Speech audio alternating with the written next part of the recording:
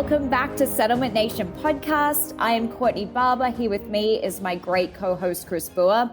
What a day as we are reaching a milestone in our little podcast history, with this being our 30th interview.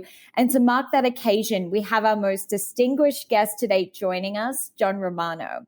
So he's the man who needs no introduction, but we have to do one anyway.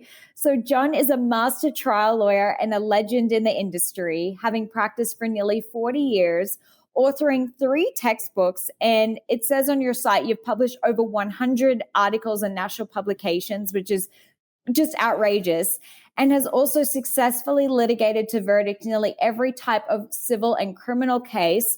Just some to list were product defects, collisions, personal injury, murder, armed robbery, and wrongful denial of health insurance benefits. We are so happy to have you here today with us. Thank you for coming on, John. Thank you so much to both of you. I'm very excited about this, happy to be here, and can't wait to chat with you. It's so great. As we said, this is a big milestone for us. We only started this podcast last year, and to have someone like yourself willing to share some of your very precious time is amazing. So we wanted to jump right in and go back in time. I did read your bio, and it says that you had a football scholarship, you went to law school, obviously, you were even a JAG in the Marines. So after all this sort of stuff, what was the catalyst that made you want to become a plaintiff trial attorney? When I was a kid, I always thought of a few different things that I wanted to do no matter what. And one, I always thought about being in a courtroom because I learned a little bit about trial lawyers. I watched Perry Mason on television, and I thought, how thrilling to be able to represent somebody who you really believe is innocent and to have a jury say, we agree. And I thought that would be really exciting. From the time I was a young kid, I knew that I wanted to be in the Marine Corps. And from the time I was a young kid, I was enthralled with not just sports, but especially with the whole concept of team sports, which to me is what being a trial lawyer is all about, or being in a great family. It's you depend on everybody else, and everybody else depends on you, and that's how teams win. So that's a little bit of what got me going. And of course, the example set by my mom and dad, who were just magnificent workers and always trying to push and push no matter what was going on. So I was blessed to see what they stood for with their work ethic. John, we're super appreciative that you came on Settlement Nation. A lot of our audience are younger trial attorneys, and I know that you probably work with a lot of younger trial attorneys, whether it's in your practice or co-counseling cases. What are some of the things that you're like, wow, like these younger attorneys, they're really doing this well? And then maybe what are some things that you think they can improve upon and maybe do a little bit better? There is nothing I love more in the practice of law than to be spending time with young lawyers and to mentor young lawyers. We have right now in our firm, I think we are at 12. And other than myself and our two of our sons who are lawyers in the firm who are in their 40s, every other lawyer is in his or her 20s or 30s, most of them late 20s and early 30s. What I love is the enthusiasm, the excitement, the look forwardness to everything in their attitudes, the excitement when they're sitting in a seminar listening to a speaker going, oh my God, I can do this. And it is so exciting to see. But the key things that the young lawyers need to develop go beyond work ethic. It's a desire to do things for a cause. And it might be the cause of the client, or it might be a cause like in an environmental case, or some type of a mass tort project or a class action. But hard work, focus, drive. Being a team player is huge in my view. And by the way, when I say a team player, I mean not a fake team player. There are a lot of fake team players out there, people who pretend to be a part of the team. They want all the attention coming their way. No. Team means you're pulling for the team and the cause of the team. And if young lawyers can develop that and be enthusiastic about that, it will change that young man or that young woman's career forever. So I think if you said number one, what would I put at the top? Enthusiasm. And I will tell you this, I was sworn in Friday morning, May 10th of 1974. I thought at that time that I was the most excited, fired up young lawyer in America. I couldn't wait to start practicing law. Now, 47, almost 48 years later into the practice of law, I am more fired up, more excited, more enthusiastic, more ready to go. I will never, ever retire. They will have to drag me away from what I do. I love it. That's great. So over your almost 48 years practicing, how many juries do you think you've actually selected? And then what is your best tip or maybe unique thing that you do when you're deciding how to pick a juror for your jury? Oh, wow. That's a great question. I would say, first of all, the number of trials have been a total of around 280 to 290. Wow. Some of those have been non-jury trials. A few have been what I call arbitration trials. But in jury selection, probably the most important thing that I want to find out is, now this is coming from the perspective of a plaintiff personal injury lawyer.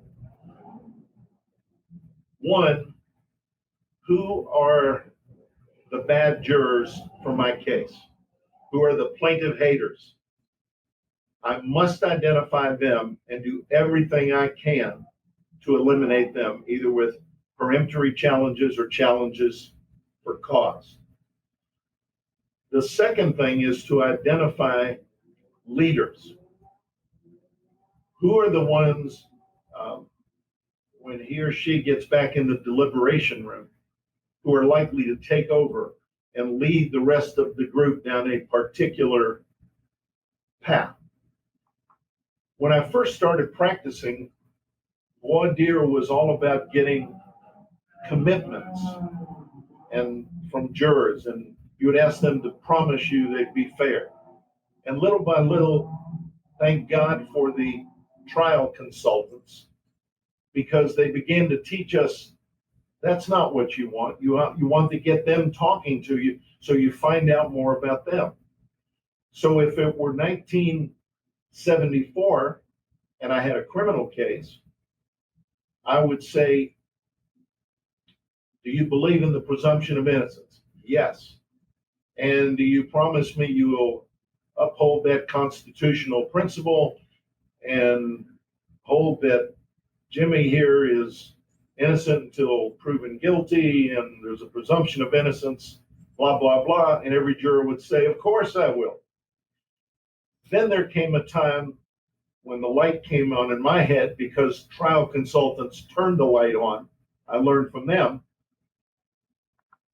And my question became, folks, you've been sitting in this courtroom for a few hours listening to the prosecutor ask all of her questions. So my first question to you is this. You've been watching Billy, who's sitting over here with me. How many of you, as you look at him and you think about this case, are saying in the back of your mind, I got to believe he did something wrong or he wouldn't be here in the first place? Let me just see a show of hands. By the way, all the hands always go up. It doesn't mean they're bad jurors. It means you got jurors who are now going to open up to you and tell you what's really on their mind. That's what you want to do in jury selection. Get them to open up to you so you can explore who might be right for the case, who is wrong. That's super fascinating, John. I've already learned so much, and we're only like a quarter of the way into the podcast. But here's a question for you that we ask all of our guests. It's about your most memorable case. Now, it may not be the one that you got the biggest number for, but usually people can think of one case that really stood out in their mind for a certain reason. Would you be able to tell us a little bit about maybe what that one case is? That's a that's I know it's going to be hard. a difficult one because there's so many cases that bounce around in my mind.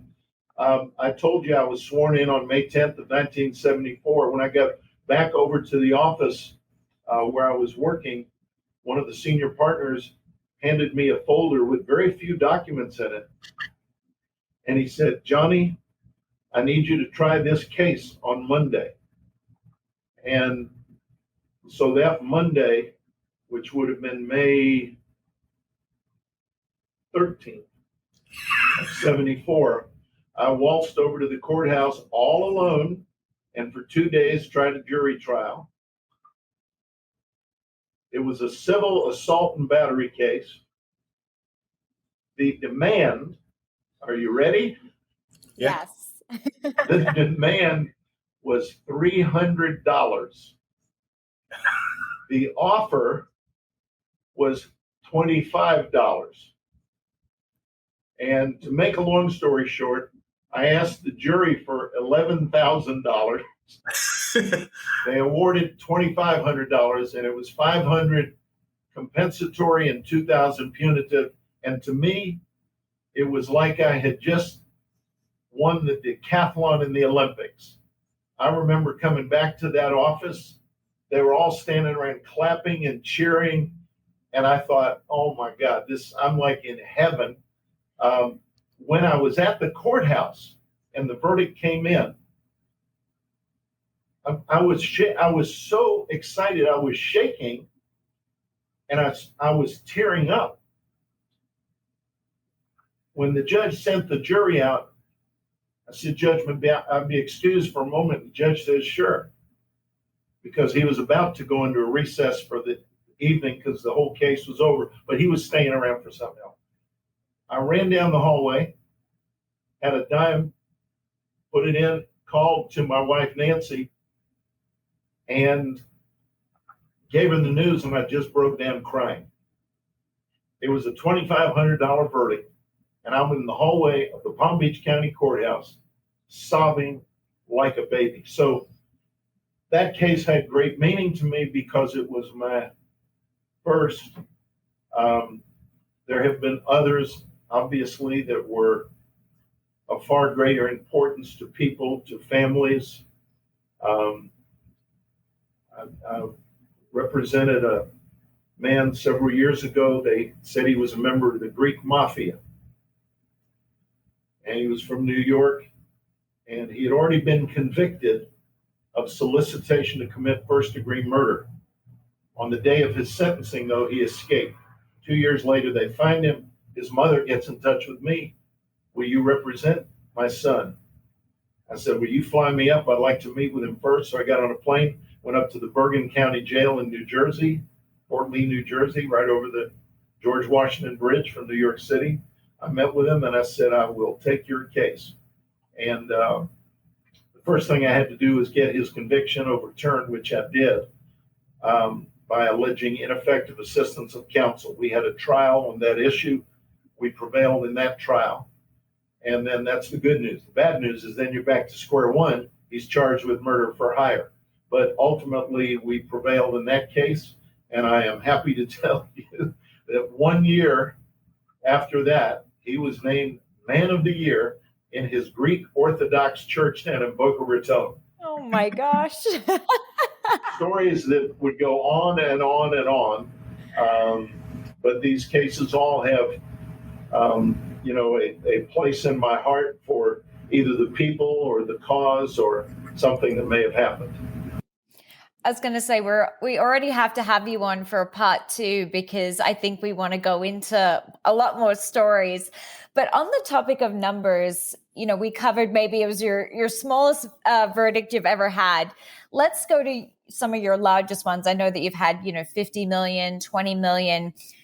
How do you ask for such big numbers with confidence and convey that to the jury so it's believable and they start to believe in that themselves? Well, let me start with this.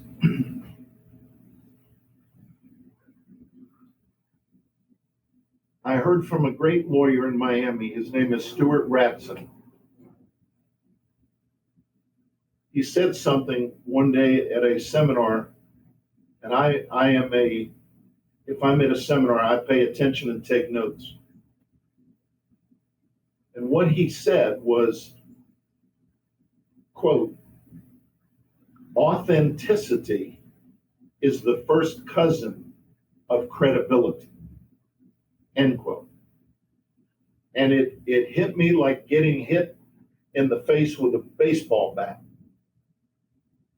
because it drove home the point: when you're real, when your client is real, when the evidence is real, meaning authentic, the jury is more likely to accept that.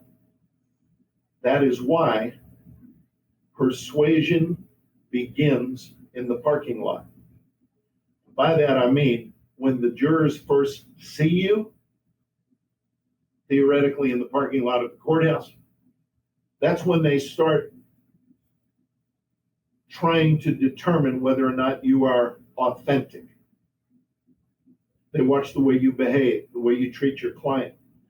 They watch the way a lawyer my age treats a young female lawyer in the courtroom. Do I show her respect or something else? Do I show the court reporter respect or something else? And they're always watching us. So when it comes to money, I know that early on, I am going to discuss that with the jurors in voir dire. Some lawyers believe in that, some don't. I do. I don't want to get sticker shock situation where I don't ever discuss money and then I start throwing some big number out in summation.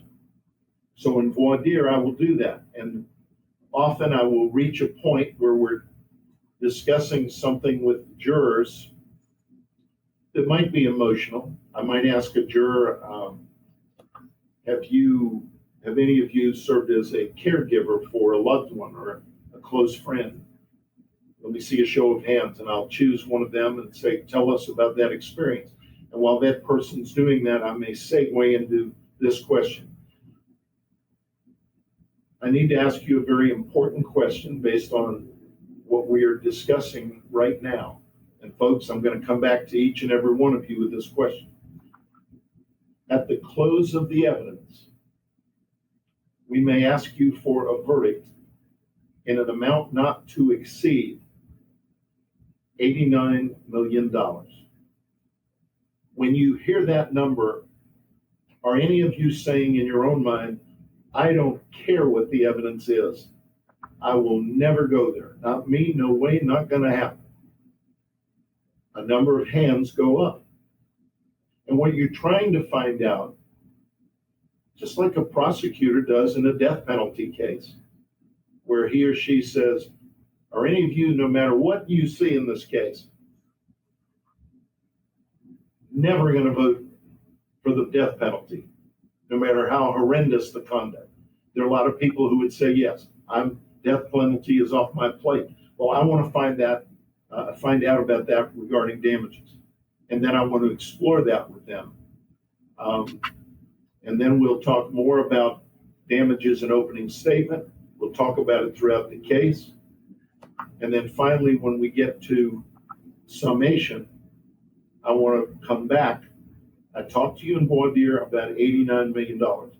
Now I get to explain to you why that is a reasonable amount based on the evidence you heard in this case. And then we will walk them through it.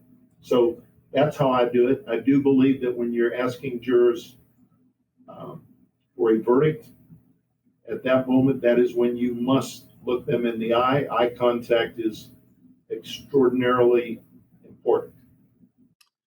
So, John, we vet all of our guests that come on Settlement Nation. And when we asked about you, your reputation was stellar. And one thing that we heard consistently was how generous you are in helping other attorneys and how you would drop like whatever you're doing to help somebody. If they needed help at a trial, you would be at the courthouse within an hour if they needed help with something. Talk to us about that mentality. And then also, how in the heck do you go to trial, like not knowing anything about a case? And like you alluded to it earlier, your first case, you got it right before, basically. How do you go into those situations and really perform as well as you do? Well, let me answer that last question first. The case that I tried with the $2,500 verdict was very simple. There was nothing complicated about it. If you're trying a medical malpractice case or product liability, they're totally different. It takes not just months, but often years to really get ready for those trials, and that's key. So, yes, I'm a believer in intense preparation. I'm a believer in doing multiple days, sometimes months apart, but multiple days of mock trials and focus group studies. If you want to say, John, you sound a little obsessed with trial consultants and mock trials, I am, because all that does is help us prepare, and prepare more. But going to the other question about this whole concept of our helping each other, teaching each other, all I can say is that was instilled in me, no question about it, by my mom and dad. My dad was a medical doctor, a general practitioner who did general surgery. He practiced until the day he died. He was 80. And on the day he died, he was at the office early in the morning, had office hours, drove home, had lunch with my mother, back, made rounds at the hospital. Now at age 80, it's not like he had a whole lot of patients in the hospital. I think he had 2, and actually he was assisting another doctor in them. But I got to see that great work ethic. But he made house calls his entire life. And I remember being with him on house calls as a kid, because he would take us. There were 6 kids in the family, and if he got a call and was going on a house call, he'd say, who wants to go? And we always, we wanted to go. And these people would always say, come in, unless they were, if they had like the flu, we wouldn't go in for something like that. And I remember so often they had no money. He didn't care. He said, don't worry about it. He says, when you get a few bucks, send it my way. I remember going out to a farm with him one night, and a lady was very sick. He sat in a chair next to the bed and was comforting her and her husband. She was just not doing all that well. And the husband said, we're in some tough times right now, but we got something else for you. And we go outside and open up the trunk to my dad's car, and this guy puts 4 crates of strawberries in the car. I mean, to me as a kid, that was worth 100 times more than the money. We were going to have unlimited strawberries for several days. So I got to see that. And then I started to realize that's really what life is all about. The joy in life is in helping other people realize their dreams. That's what makes us happy. Yeah. Amen. I love that. Mm-hmm. So a lot of the great trial lawyers are not only great, like makers of arguments, but they're also great negotiators, particularly obviously with the defense. Do you have any advice for our audience on maybe becoming a better negotiator if that's maybe a weakness for them? I do have advice on that because one of my brothers, he is a lawyer who is a mediator, and he's done over 10,000 mediations now. And he is always talking to me about the frustration of things that he sees. But I would say the single most important piece of advice I would give to lawyers, especially young lawyers, is be patient. There is such a knee-jerk reaction by so many lawyers on both the plaintiff and the defense side to want to hurry the negotiations along, to want to push it along. I see lawyers go to mediation, plaintiff lawyers, and they've got a good case, and the case is worth $250,000. They go to mediation, they make a presentation, and the adjuster says,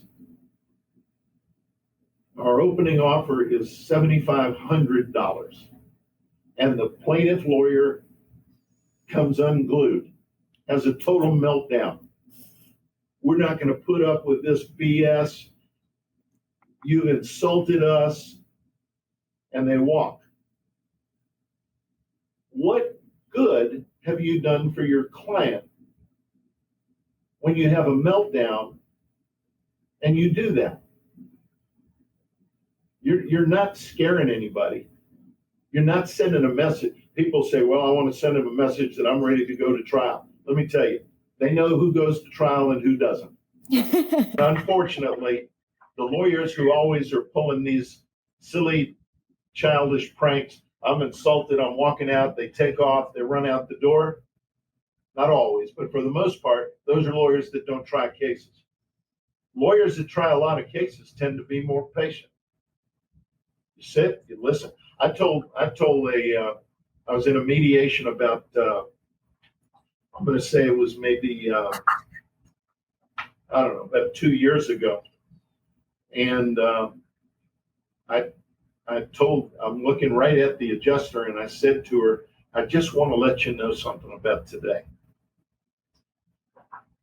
There is nothing you can do, nothing you can say that will insult me. So you feel comfortable in doing whatever you got to. We had a great case, by the way. I said, so you need to feel comfortable in doing whatever it is you want back in your room, but I want to tell you something else.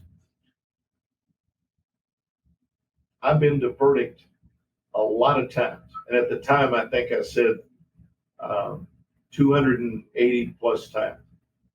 And I said, I know what it is like to be both the spankor and the spankee. So please know that I understand what it's like when a jury is out for 3 days and they come back. And I want them to say yes and they say no. I understand that. So we're here to try to get this case resolved today. But it must be done for the right number. If it's not, I will tell you that. We will leave and then we will go to verdict. And I think you need to handle it more in that way, as opposed to a lot of the antics. And you can't jump too fast. Often lawyers, they want to quickly. We got to do the negotiations quickly. You cannot do that. You got to sit back, take your time, kind of like you hear the comments about a fine wine, it's got to sit for a while. So that's very important when it comes to negotiation. The other thing is lawyers need to know the case backwards and forwards. I asked my brother Rodney, is there some lawyer that stands out in your mind who is the single greatest lawyer you've seen continuously in mediations? He told me there was. He identified this lawyer.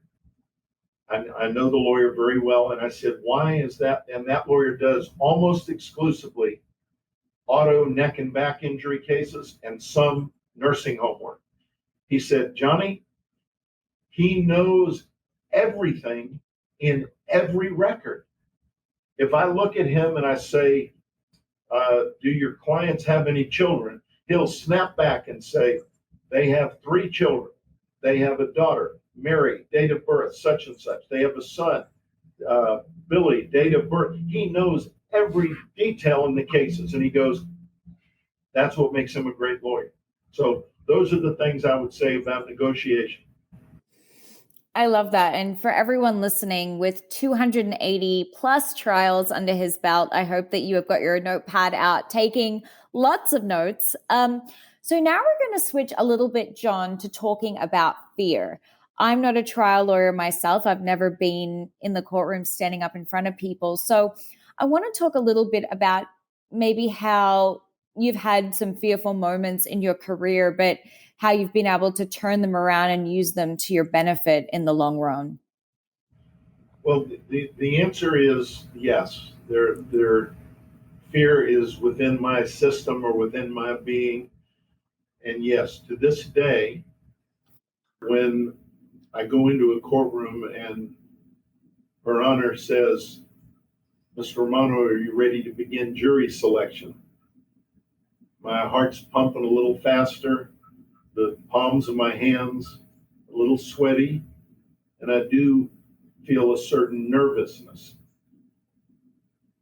At the same time, I feel this is what I was put on earth to do in terms of my profession. And so in that sense, I become extraordinarily relaxed when it comes to jury selection. We all have a fear of losing.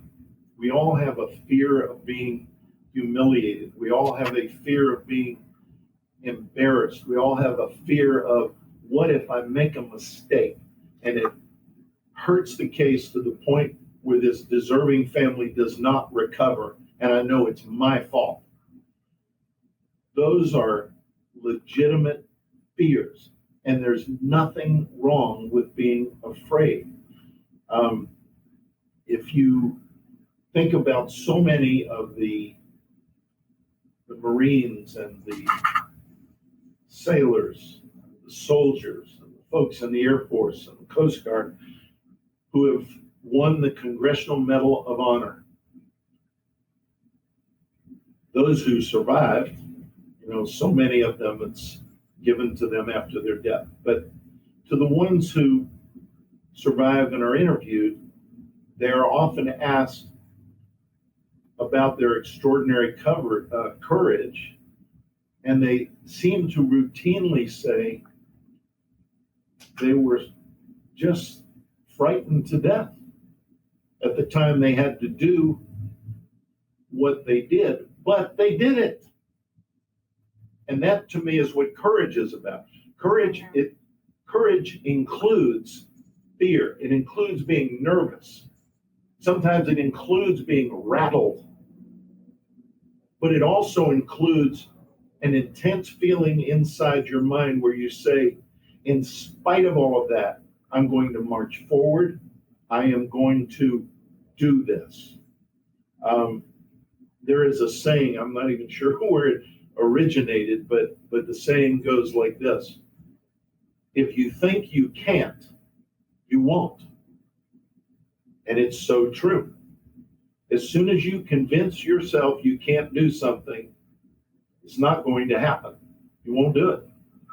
And what courageous people in the military have done is they overcome that fear by simply saying, I'm going to do it.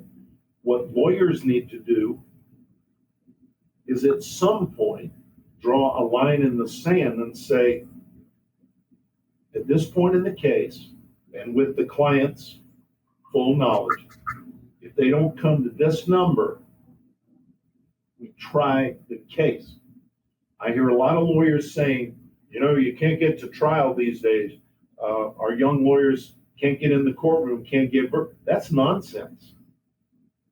that has not changed. You can still try case. There are lawyers here in Florida.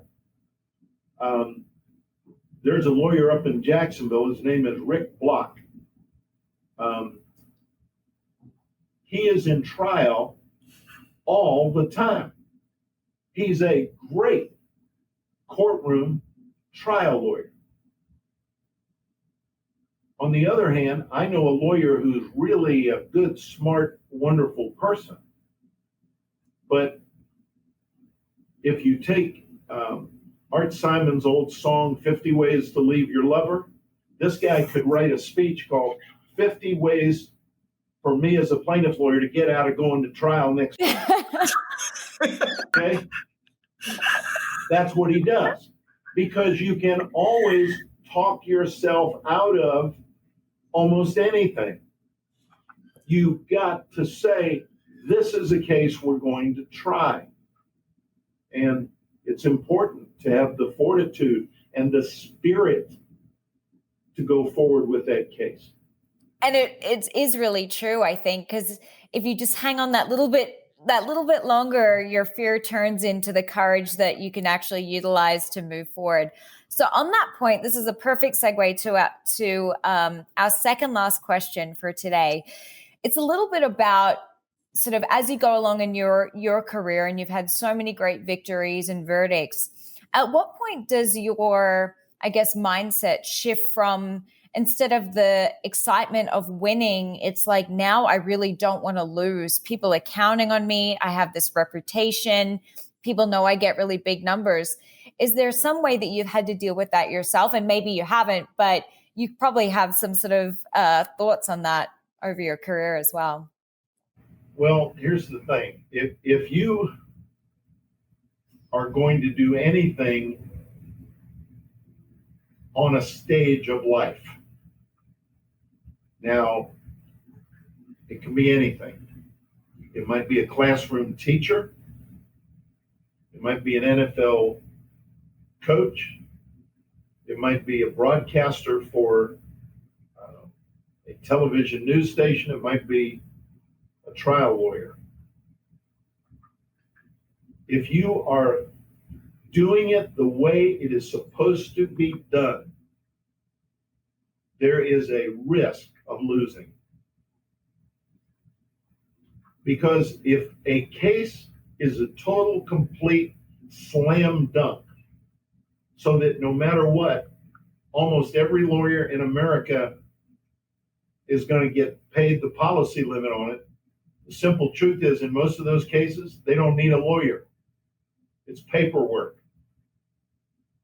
Lawyering is necessary in tougher, difficult situations where there are contested issues. And you can never reach the point where you say, it would be so humiliating or embarrassing to lose the case, I just don't want to go to trial anymore.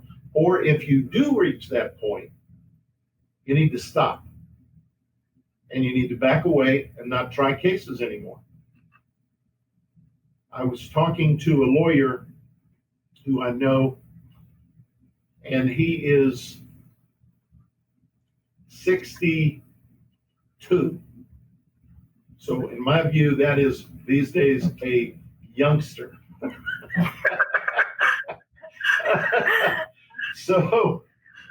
So he tells me the way his law firm is running.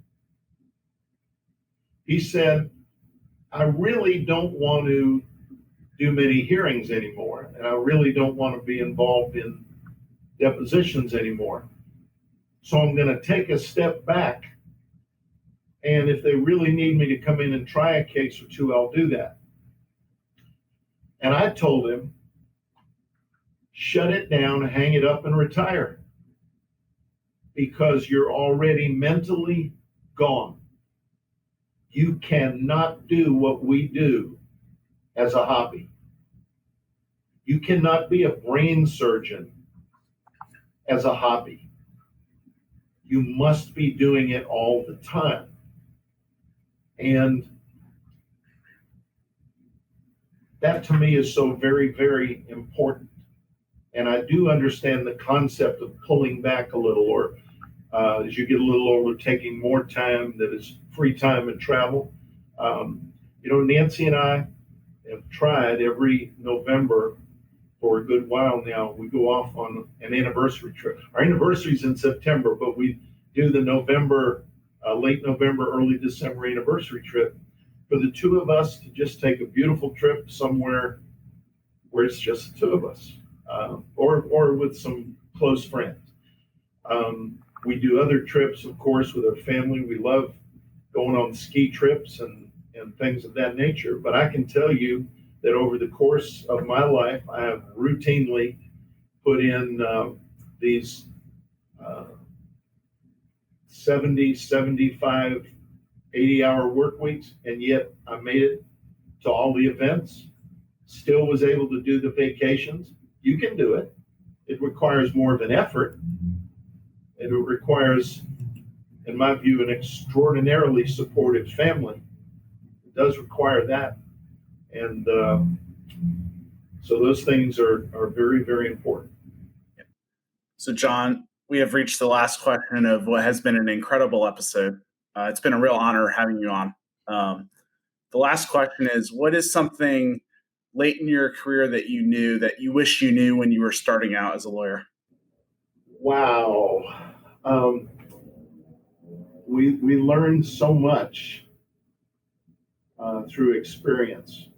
Bobby Kennedy once said, good judgment comes from experience, yet sadly, experience is most often a byproduct of bad judgment. And it's so true. In terms of mistakes made along the way and then learning from the mistakes, I think I could be the American trial lawyer's poster child. I have been in trials where I asked a question I should not have asked, and almost as it's coming out of my mouth, I realized, if I could just pull those words back in. I would say overall, the most important lesson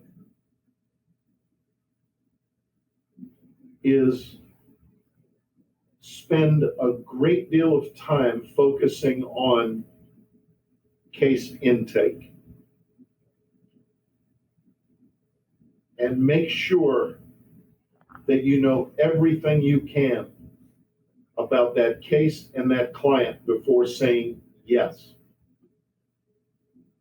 Because the most difficult or unpleasant episodes in my life as a lawyer have been things that have happened on cases I never should have taken. No question about it. So that bad judgment caused me to have an experience which taught me a lesson to then result in my having good judgment or better judgment. And that's the key. Well, John, thank you so much for coming on. I know I speak for Courtney. It was a true honor and pleasure to have you on. We hope to have you back another time. This has been wonderful. It's been fun. I love chatting with you, and I love going back into some of these stories. But it's wonderful, and it's an honor to be with the two of you, and you have handled this so wonderfully, so professionally, and I can't wait to see each of you in person, and I hope very soon. Wonderful. Thank you so much, John. We really appreciate it. Thank you, John.